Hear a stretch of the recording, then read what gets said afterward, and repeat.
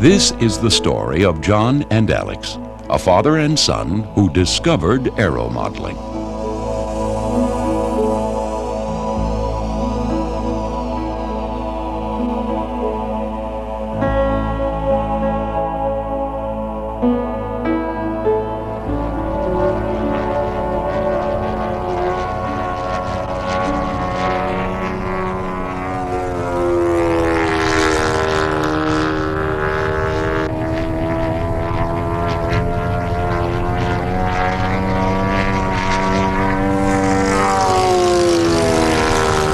Great.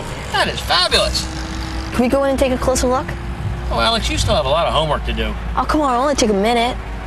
All right, I guess for a minute or two.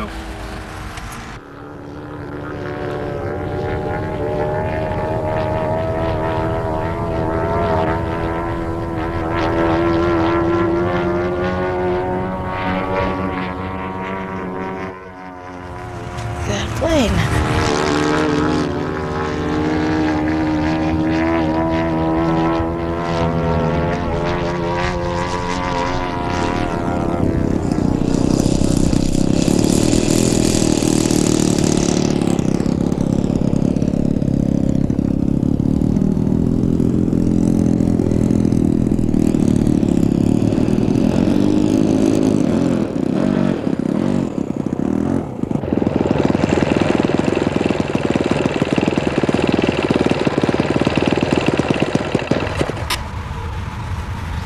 Hi, my name's Dave. Hi, I'm John. Glad to meet you, John. My son, Alex. Hi, Alex. How are you? Boy, that is really fabulous. We were driving by and saw the plane flying, and Alex talked me into coming in. Is this difficult? It's not too difficult, and it's an awful lot of fun. It's my hobby, and I really enjoy it. How do you get started with something like this? Well, it's a great hobby, and I've been doing it for some time. It's a little bit hard to explain it out here at the flying field. I'll tell you what, how about I fly it one more time, and then if you like, you can watch, and if you're still interested, you can come over to my place sometime, and I'll be happy to explain it to you. Okay.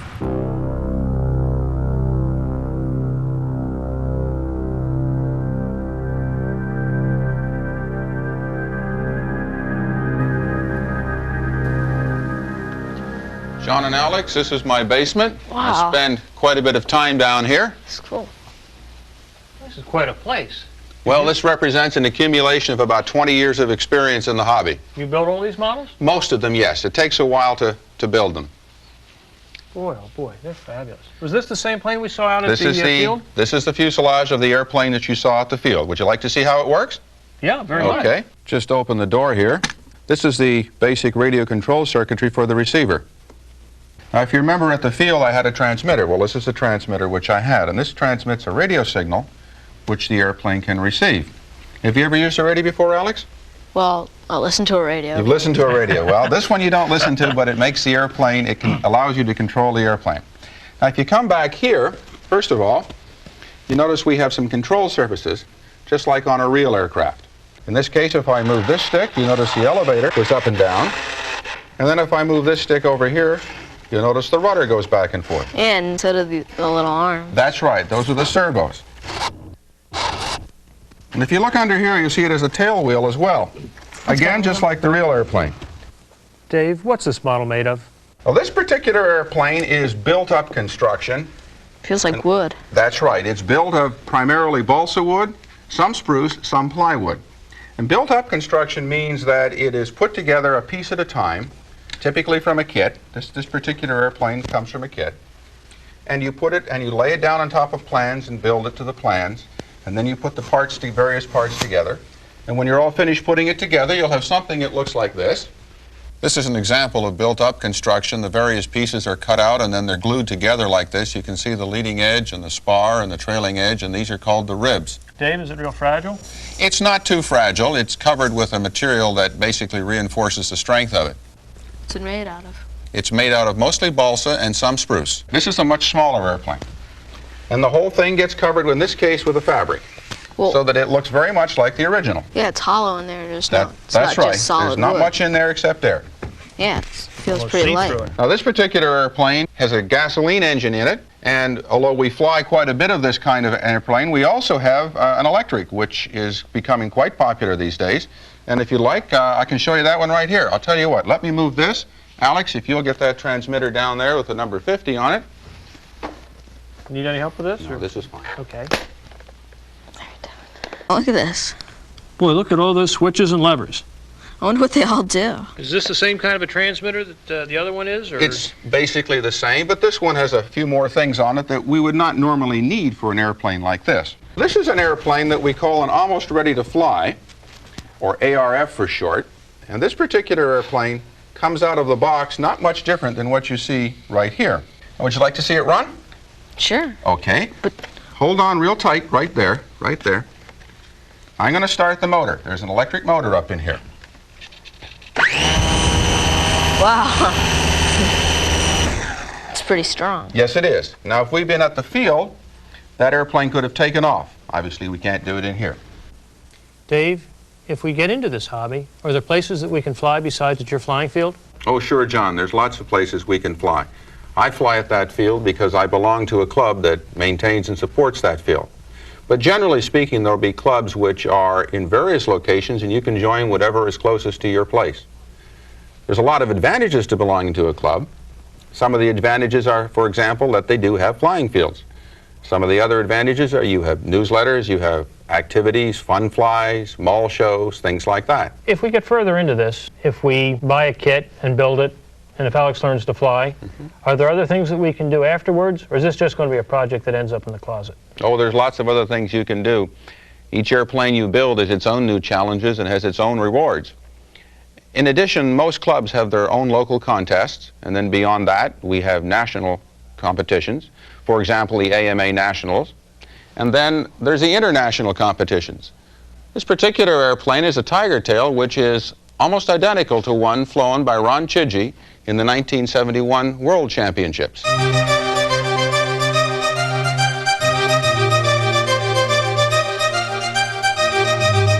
The International World Championships underline the fact that radio-controlled aerobatic flying is indeed a worldwide activity. Teams from many countries compete in biannual World Championships, where aerobatic pilots fly their models in precisely defined patterns, much the same manner as figure skating, with judges scoring their proficiency.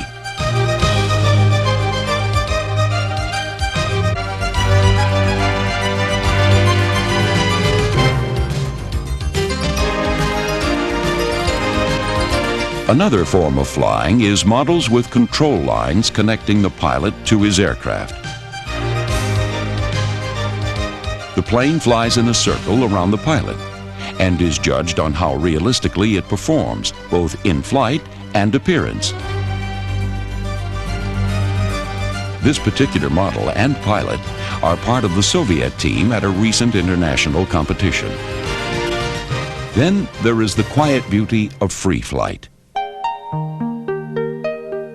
Indoor models are extremely delicate and must be flown in a draft-free building. They are measured competitively by duration of flight. Outdoor free flight models are controlled solely by their aerodynamic characteristics.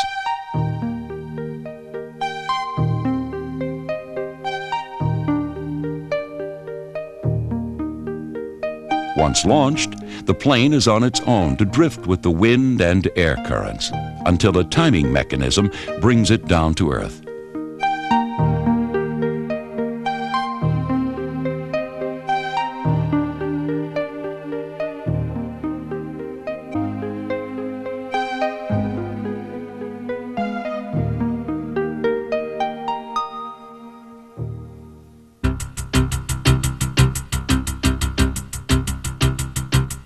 An increasingly important tool in learning how to fly is the operation of radio-controlled cars.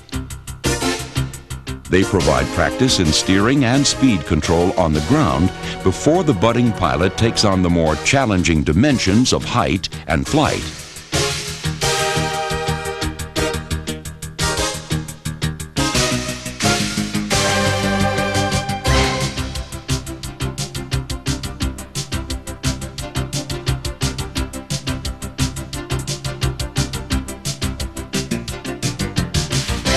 One of the most exciting forms of model flying is pylon racing. Here, models are flown at great speed, 3 or 4 at a time around a measured course. The pilots must have exceptional reflexes and skill, and the first plane across the finish line is the winner.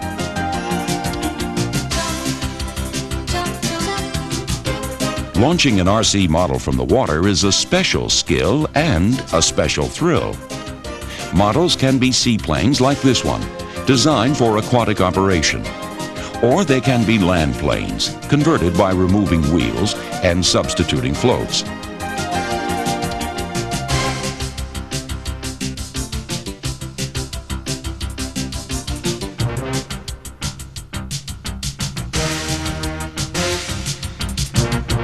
Scale models are among the most popular with AMA members because they closely resemble the full-scale aircraft they emulate.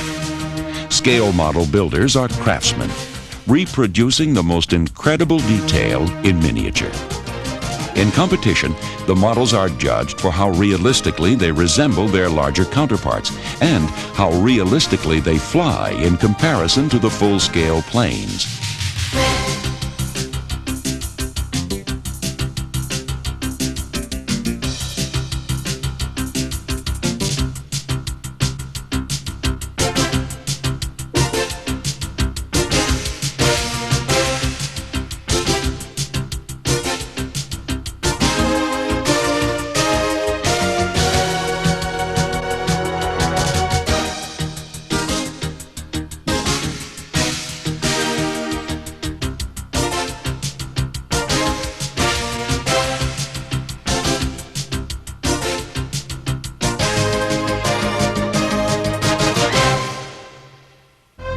Probably the most majestical category is that of soaring models. Radio-controlled, they are steered from the ground to seek air currents or thermals. They are launched to flight height by a tow line like kites, then released as high as the lift and pilot skill can manage, soaring silently and serene.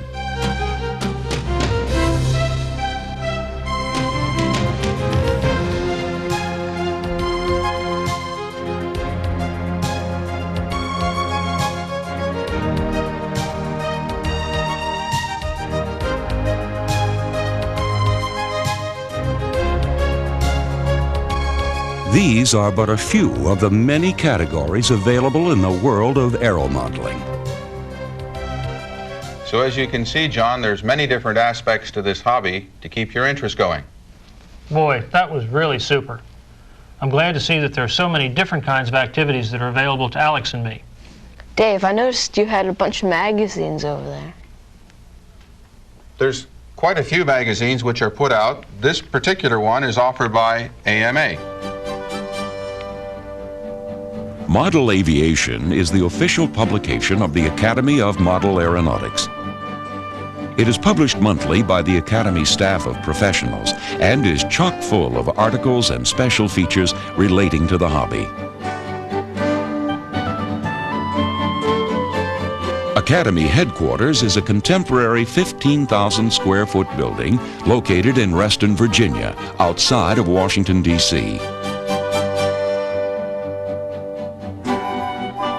The centerpiece of the building is its huge atrium, which includes a museum with displays and exhibits of such things as model aircraft engines, control equipment, and other accessories, as well as a library of magazines and books about modeling.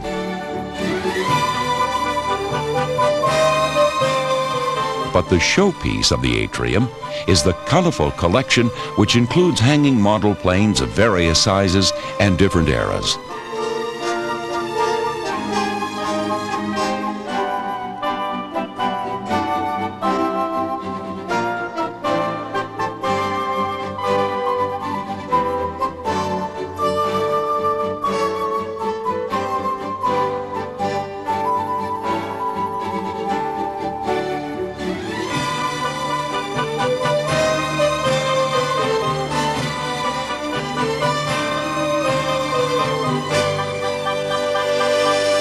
Another integral part of the museum is the archival material and historical memorabilia. which includes photographs, club insignias, and trophies.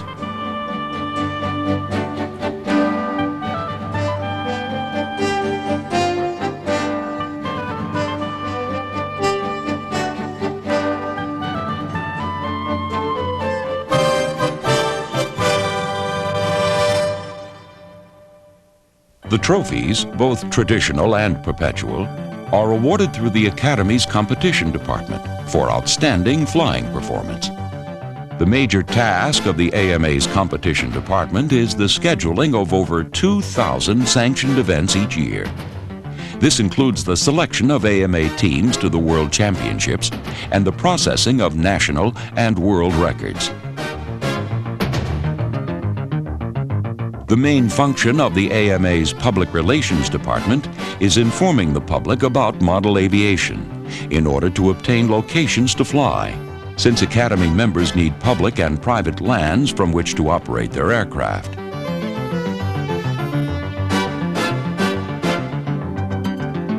The Special Services Department administrates insurance programs to cover model activities. Insurance is necessary to protect property owners who make their land available to over 2,000 model clubs and many more thousands of individual flyers. Insurance is also necessary to protect the clubs and flyers in the event of accident.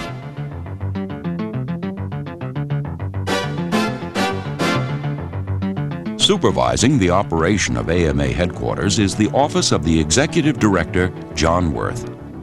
He oversees the activities of the museum and the many other departments of the organization.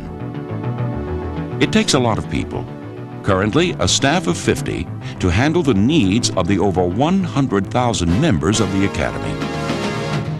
The main job, to promote and protect the world of model aviation.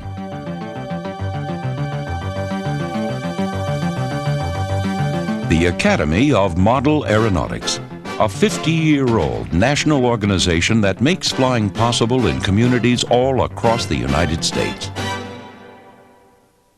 Dave, that was really impressive. I had no idea that the AMA was that large and had such a great organization. Dad, this is great. Can we do it? I don't know why not. Dave, how would we begin? There's so many different things we've seen. There's build-up kits and almost ready to fly. There's two-stroke and four-stroke and electric. Where should we begin? Well, that depends whether you want to build a kit yourself or whether you want an ARF. Well, I really want to get started on flying. Sounds to me like you need an ARF. The place to go is to your local hobby store where they have all kinds of kits you can see and supplies that you might need. I know one that's quite close by to you. Let me give you directions. Dad, check out that biplane. Oh, that looks great. That must be tough to build. Like the blue one. I bet you that goes pretty fast. Probably pretty hard to fly, though, I'll bet. Yeah. That looks a lot like Dave's plane. It sure does, Alex. I think it's the exact same thing. Wouldn't that be great to build? It sure would. Hi, can I help you? Looks like you might be interested in an airplane kit. Yes, we're new to the hobby, and it was suggested that we start with an almost ready to fly. What do you think? Well, there are a lot of different ways to go. ARFs are great, but build-ups can be a lot of fun too. Well, what about the Piper? Well, that's an excellent airplane and one of my favorites, but requires a little more experience than you have right now. I think we should be looking at a trainer like this one right here. What are the differences? Well, a trainer airplane is designed for easier flying by a novice. Tell you what, let's take a look at this trainer, and then I'll take you down and show you some of the ARF models. This is the area of the store that we keep our ARF, or almost ready to fly airplanes in. And as you can see, we have quite a large selection. We have aerobatic airplanes like the CAP-21 for more experienced pilots. We have electric airplanes for quiet fields. We have sporty models. But I'm going to steer you away from these models and toward the Challenger 40 over here. It's a type of airplane that is a trainer for novice flyers. That really looks like it's a pretty nice airplane. And it really is, and it flies very well. What I think we should do is take this airplane and look at it along with the build-up airplane we chose, and then you can make your decision. As you can see from these plans, the build-up model is a little more complicated than something you may have seen. That has a lot of advantages. One of them is cost, since you're doing the labor, and the other one is that some people really enjoy putting these together. This really looks like it'd be a lot of fun. I'd really love to get my hands on this. Oh, but Dad, that would take forever. Oh, Alex, I'm not that slow. Come on. But, you know, I guess he does want to get flying in a hurry. Well, in that case, maybe we should put this away and I think go with the ARF model. Why don't we check to make sure we have all the parts? Do you want to look at the directions? Yeah, Tell me okay. what the pieces are, and I'll do the checking. Okay, we have wings. All right, there are 2 wing panels. Yeah, All right, they they're the big show ones. 2. Fuselage. Big guy in front of us. That's easy. Rudder. Rudder. Rudder. Yeah, okay, Rudder. the rudder and the vertical fin are here. Yeah, and, okay, stabilizer. Elevator and stabilizer are here. Yep. Fuel line, fuel line, fuel line. Silicon fuel line. I think that's in that little bag of all the spare parts, all the little different things we had to get from the hobby store. We can get those out as we need them. We won't lose any. Okay. What's this? Looks like the engine spinner. Oh yeah, that's right by you. No, that's the engine. There's the spinner. That's good. Okay. Engine. The engine.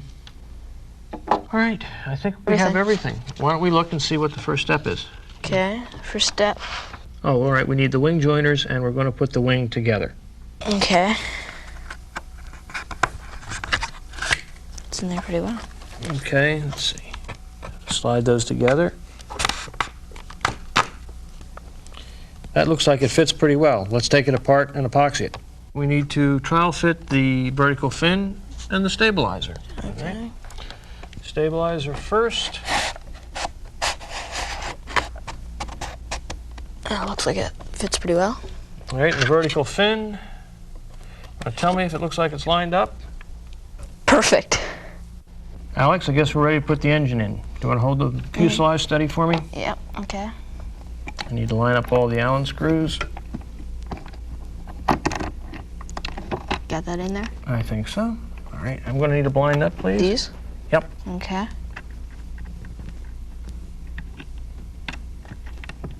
Hold that under there. Alex, I think I just have to finish tightening this one blind nut. And we have to put in the radio, and we'll be ready to take this thing flying. Who's going to take it up first, you or me? I'll take it up, and then I'll teach you how to fly. Thanks. Why don't we give Dave a call and see if he can meet us at the field for some instruction? Now, we're going to take off. What I want you to do, put your stick forward, your throttle all the way forward. Here we go. Full forward on the throttle. Good. Okay, here it comes. Alex and Dave are taking advantage of a teaching technique known as the buddy box, a system where control of the plane is safely transferred between instructor and student. That's good.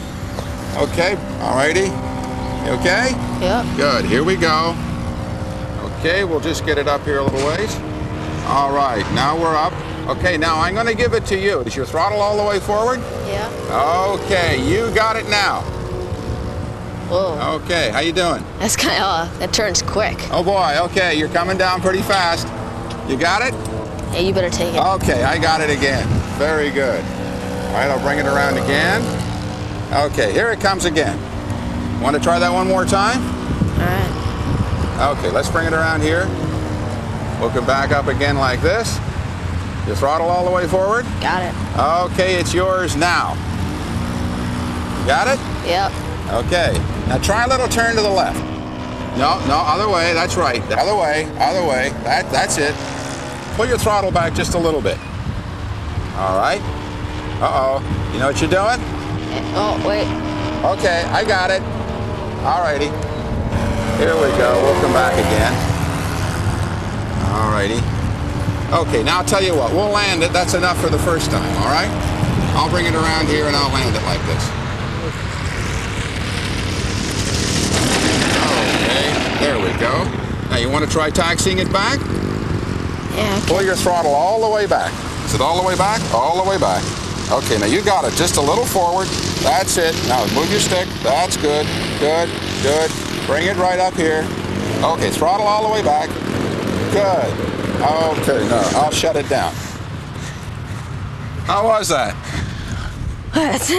It's harder than I thought. Yeah, it is at the first time. It looks easy, but it's hard. You'll learn real fast. Alex and John did learn quickly.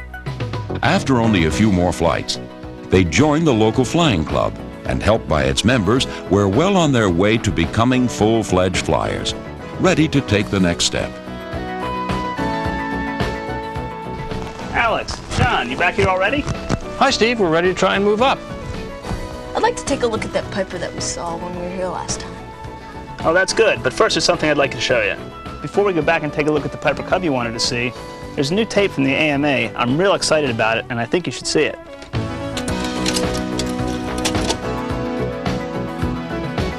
This is the story of John and Alex, a father and son who discovered aeromodeling.